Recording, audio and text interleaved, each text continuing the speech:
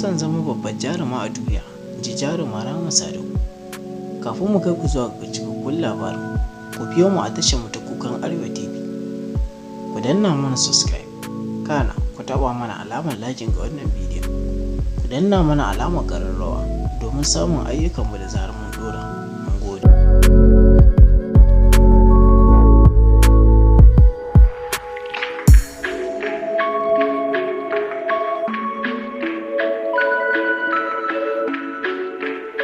Ƙwararriyar jaruman na masana'antar Kannywood, jaruma Rahama Sadau, suna dab da sakin sabon fim ɗinsu da suka shirya a ƙasar Indiya.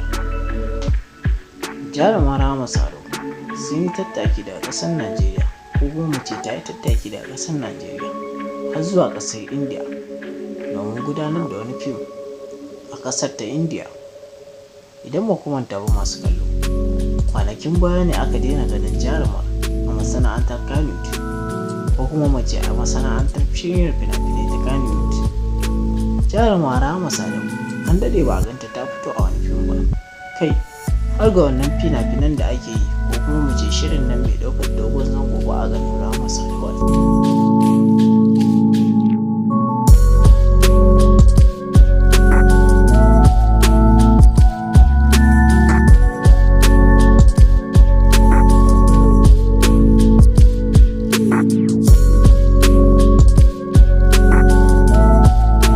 To masu kallo, hakan yana nuni da cewa jarumar yanzu ta zama babbar jaruma ba iya gida Najeriya ba, har ga duniya baki daya.